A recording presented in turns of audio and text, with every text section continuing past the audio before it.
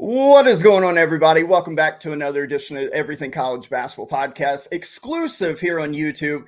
I'm, of course, Josh Burton. Joining me today, long time no see, my friend and co-host, Mr. Phil Dexter, and we have a special treat for you today.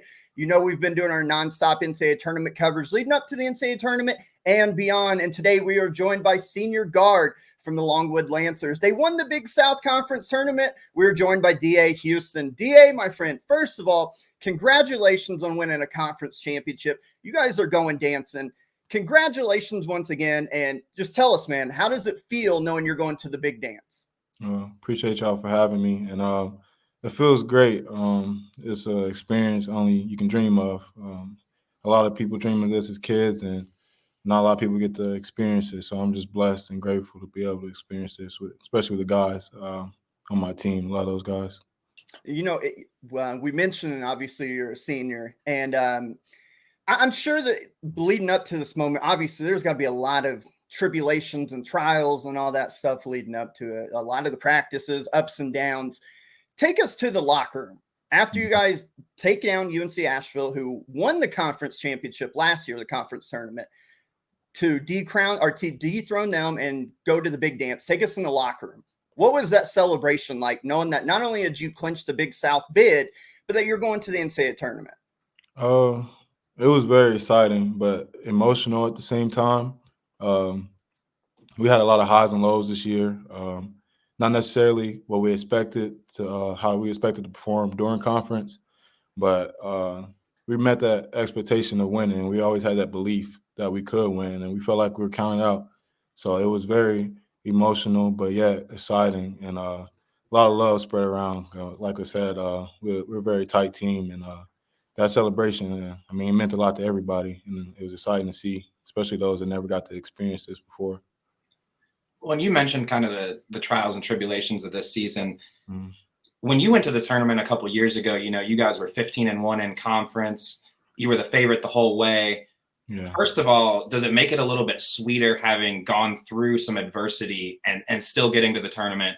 And then second of all, how does your kind of perspective change from being, you know, the hunted that first time to now y'all have to go out there and as the hunter, you know, knock off the top teams? Well, I would say, it was still fun being hunted, but it's even sweeter being hunting, as you could say. You kind of had that chip on your shoulder, so it was, it did mean a little bit more, just because we felt like we were really counted out, and we always, like I said, like we believed in each other, and we had that confidence with each other that we could do this, and we knew it was a team that was capable of winning. We had that belief the whole time.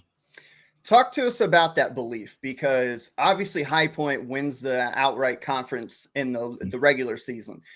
But in the last week, in the last game of the regular season, you guys beat them by 2.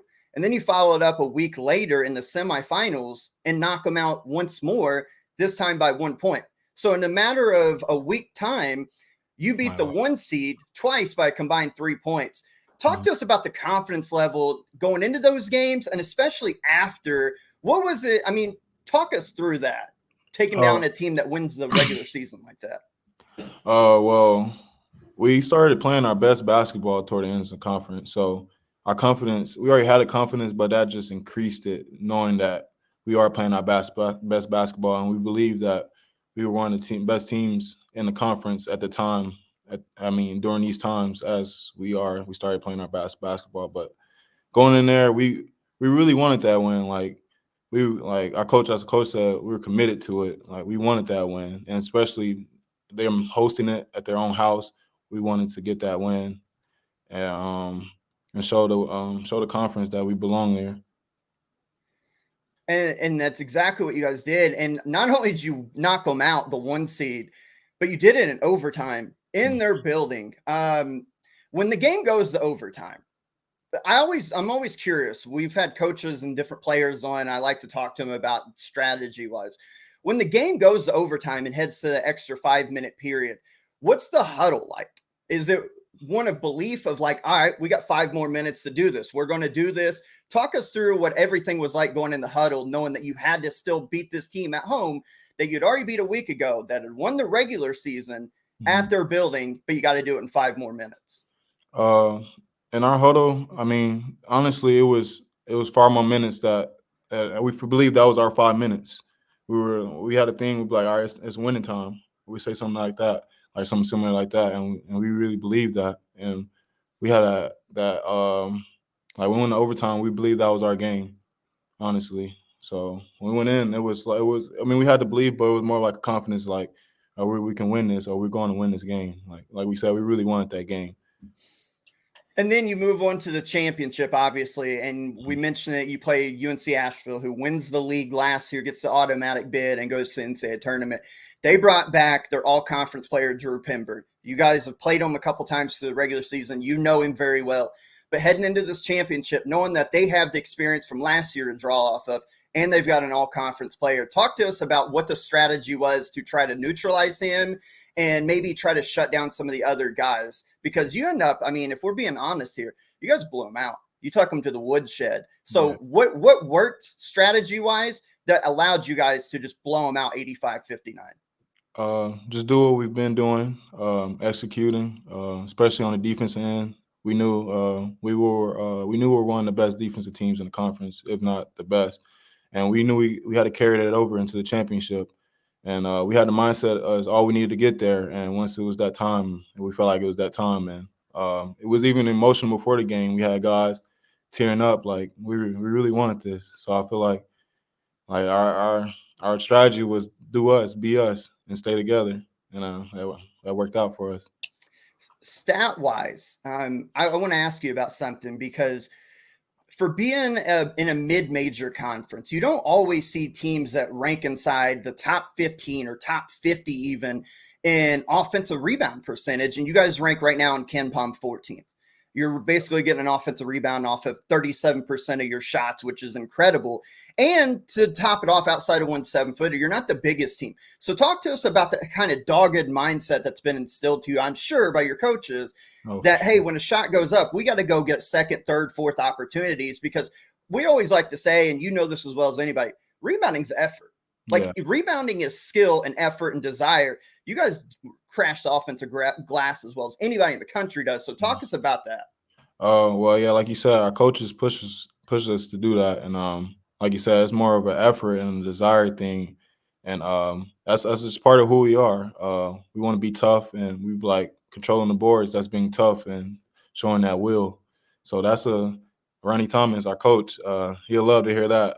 But yeah, like that's part of our identity, and we try to thrive in that area every game. We have goals we try to reach, and we try to hit those goals and overachieve them.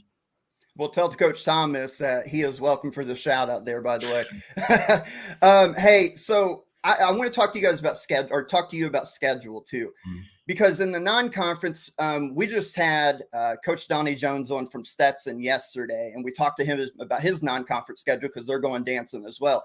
You guys, I'm sure your coaches had in mind that you have a team that's probably capable of making the NCAA tournament, so you wanted to challenge yourself in the non-con.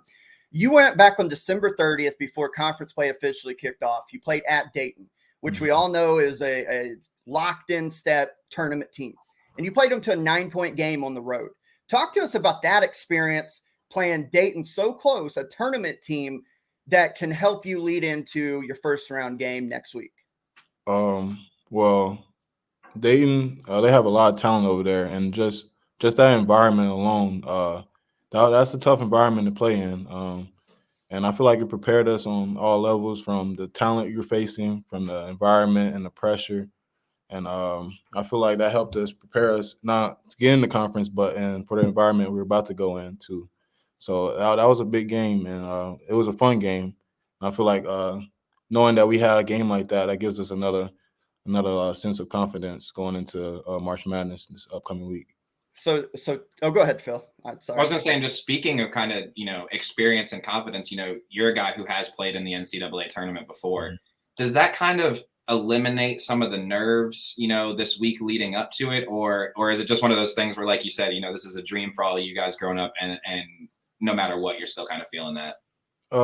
Yeah, I mean, it's still a dream, but at the same time, it's like, yeah, I've been there before, but now the next step is trying to go get a game in there. And so I don't really have the nerves. It's kind of just my mindset shifted. I mean, that was my mindset last year, but not last year, 2 years ago, I'm sorry.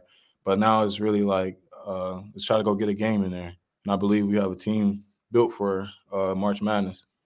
So we have a couple more for you, then we'll let you out of here. We appreciate your time. I want to look ahead to Selection Sunday. Obviously, you guys know you're in. What do you think it'll be like when you finally see your name called, no matter what the bracket, where you go, the day you play, when you finally, it pops up on CBS and it shows Longwood versus blank? What do you think that emotion is going to be like? Because I'm sure you guys are going to have some kind of team watch party. Yeah. I mean, I'm excited. Like I said, I really wanted the guys that never been there before to experience all this stuff. Like I've always talked about it, but I've always told them I can't wait for y'all to experience this. So I mean, it's really exciting, and yeah, I really can't wait. I really can't. Yeah, you can tell. And the last question I have for you, this is going to be the hardest one you get all day, so I hope you're ready. That first round game, no matter who you're playing, let's throw a name out there. Let's say Longwood and Houston, right? Which is ironic because it's your last name and it's where you're from. So we'll go Houston all around here, right? Longwood, Houston, round number 1. Yeah. The game's tied up. You guys have the ball. Who takes the final shot? Who takes the final shot? Yeah. Oh, bro, there's one answer. There's only one answer right here, right? There's only one answer. Gotta be me. That's what we're looking for. That's senior leadership, ladies and gentlemen. We're going to see DA Houston take a final shot, hopefully to win a big-time game in March and create one of those March Madness moments that you'll see, and one shining moment. DA, it has been our pleasure. Again, congratulations. Tell your teammates that we send our congratulations as well, and we appreciate the hell out of you for the time. Go enjoy Sunday. You and your teammates enjoy Sunday, and then go enjoy it next week. No matter where you're at, go enjoy it. Go have fun, and we'll be watching on from you. Thank you again, DA, and we appreciate you, my man. Man, I appreciate y'all for having me, man. I really do. DA Houston from the Longwood Lancers. They will be in the NCAA tournament. We'll have to keep an eye out on Sunday at Selection Sunday to see exactly where they go seed-wise and all that. But for Phil, myself, and everybody here at the ECB crew, I hope you guys enjoyed this YouTube exclusive. We'll have more tournament coverage as we get closer to the start of the NCAA tournament next week. Until then, you guys know what to do. Hit the like, share, subscribe, all that good stuff. Until next time, we will catch you down the road. Yes, sir. You have a good one. Thank you, man.